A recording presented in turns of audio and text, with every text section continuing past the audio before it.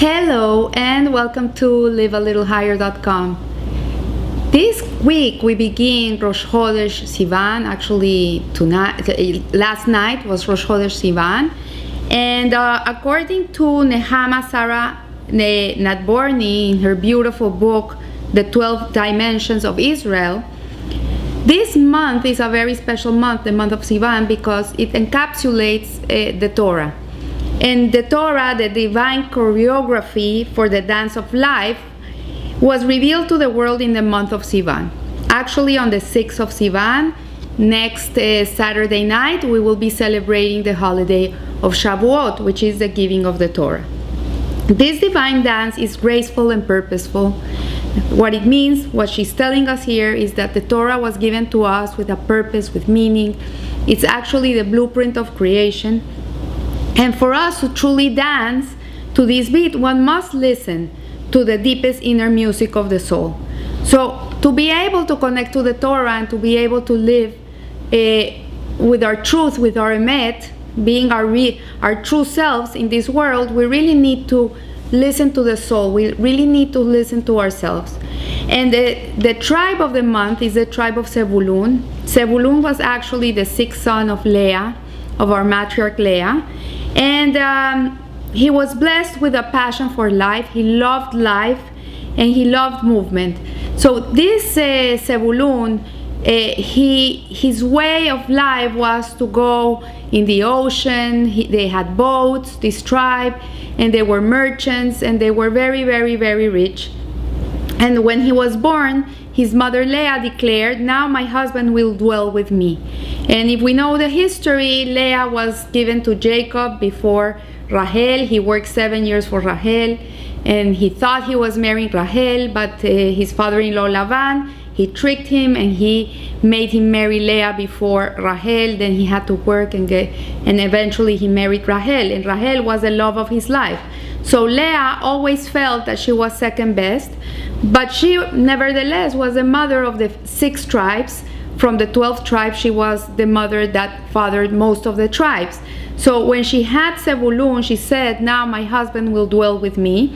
And throughout the Torah, God is linked to the husband, and the Jewish people are linked to the wife, to the bride. So the giving of the Torah really is like a marriage between Hashem and the Jewish people. And I'm not gonna go into it, but there's many allegories in the Huppah to the giving of the Torah. For example, the Mount Sinai was suspended in the air, and the Jewish people were under the mountain, and this alludes to the Huppah.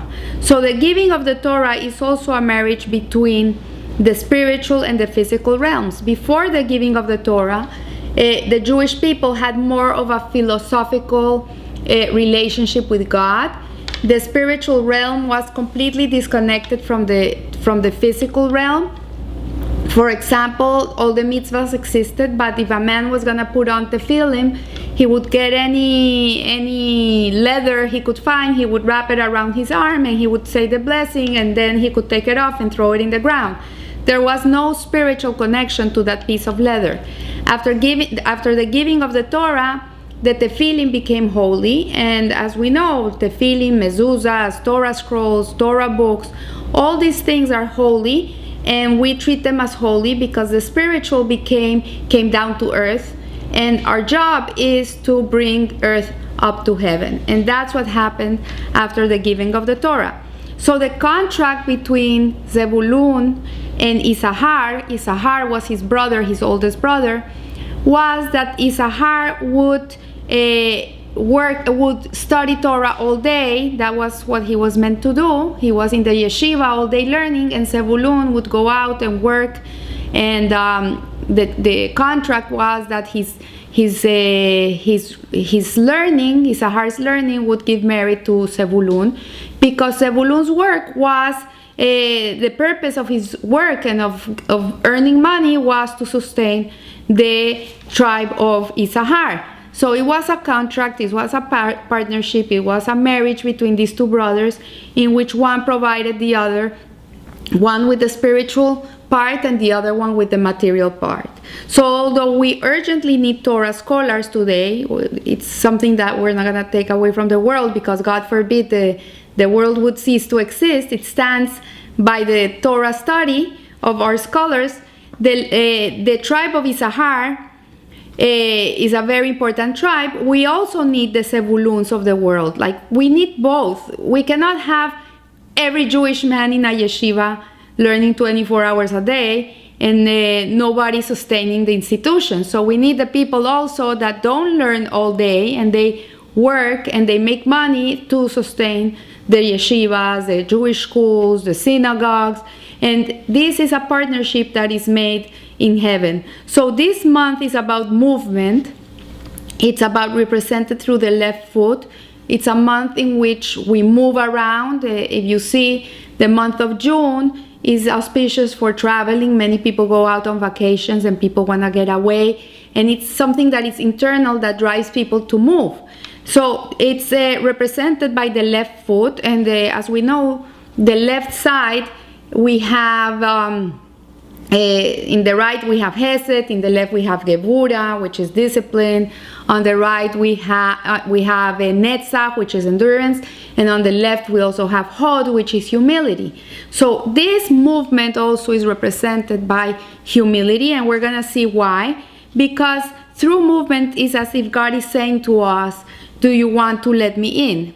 And action actually is something very important. Hashem doesn't want us to be static people who never grow, who never go anywhere, who don't do anything. On the contrary, He wants us to move. He wants us to do action, action, action. And in our actions is where we let Hashem in.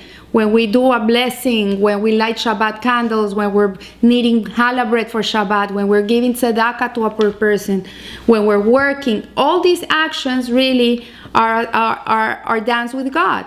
So He says to us, I've given you limbs to walk with and dance with. Use them, enjoy them. Hashem wants us to enjoy His world. I don't remember which was the sage that never did anything in his life. He always learned. And when he passed away, Hashem said to him, you never went to my Swiss Alps to see my beautiful mountains. You know, the whole world is Hashem. He also wants us to enjoy it. So there is a part of us that can only be accessed through our movements. And it's through music, through dancing, through walking, through moving around that we can access this very deep part of ourselves. So Zebulun, he knew very well how to use the rhythms of the ocean. He was an avid sailor.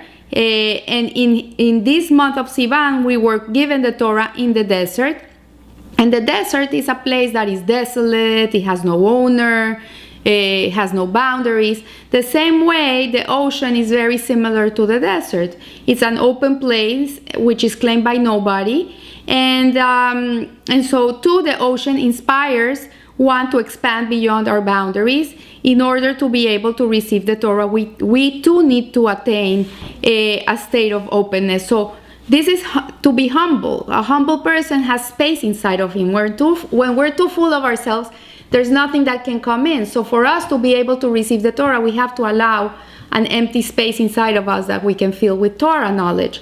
So simply through living, Zebulun was able to find his divine connection to Hashem, especially in his worldly business, which he carried out with the utmost moral integrity. And this is very important because what he did, he knew why he was rich. He knew why he had to work. Most of us, we work and it's it's a means to an end. Like, we need to eat a better piece of meat, we want to have a bigger house, but there's no purpose, there's no holiness in it. But Zebulun, on the other hand, he knew exactly why he needed to work. He knew that it was specifically through his wealth that he was able to sustain his brother Issachar, and together they could join together and fulfill the purpose for which they were created, which was to make a dwelling place for Hashem in this world. One by learning and the other one by working. So Zebulun was able to serve God, and he reflected in himself. The stone that reflects Zebulun, the stone of this month, is the white pearl. And our sages teach us that white corresponds to the whiteness of silver, which symbolizes wealth. And so we see from here that he was destined to be wealthy, and that the purity of white is originally connected to wealth, alludes to the fact that in its pristine state it's white. But when we corrupt the riches of the world, when we corrupt these divine gifts, then we see wealth as green. And that's the truth. If you think about money, you don't see it white, you see it green.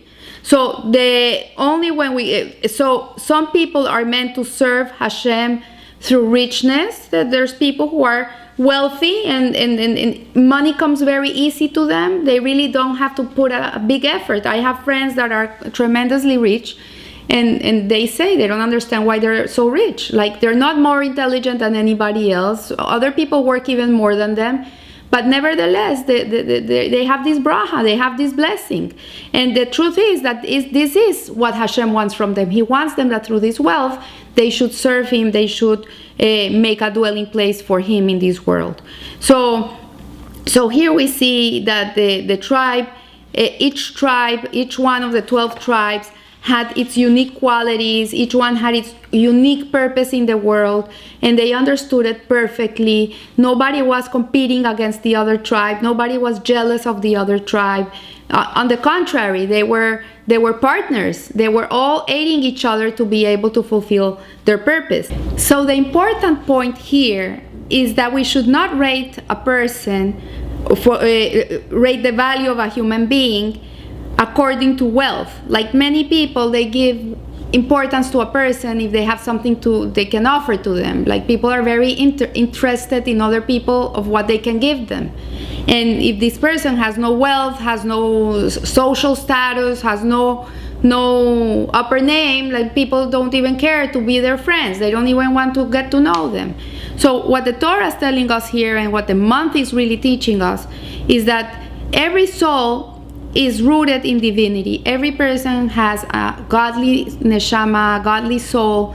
It's an essence of Hashem that is emanated in this world.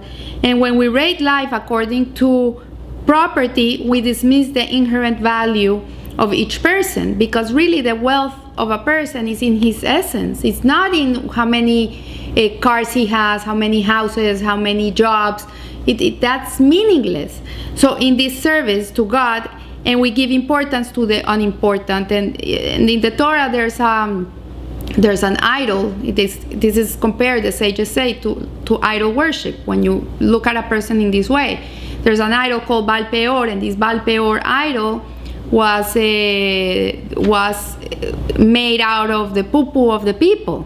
And this is like the most disgusting part of a human being, like whatever, his waste. But this is nevertheless, this is what they idol worshipped. And what this means is that they make important what is not important. In the material world, yes, it's very alluring, it's beautiful, beautiful handbags, beautiful homes, beautiful cars, beautiful everything. It's beautiful. But if you're not using it for a high purpose, for Hashem, then it's meaningless. It's waste. It's actually, in the Kabbalah, it says it's the waste of angels. So we learn that Zebulun understood his brother's Yisahar mission very well. He understood that it was different from his mission, that the mission of his brother was to learn Torah, to sit and learn in the yeshiva all day. His mission, on the other hand, was to aid his brother Yisahar in learning Torah.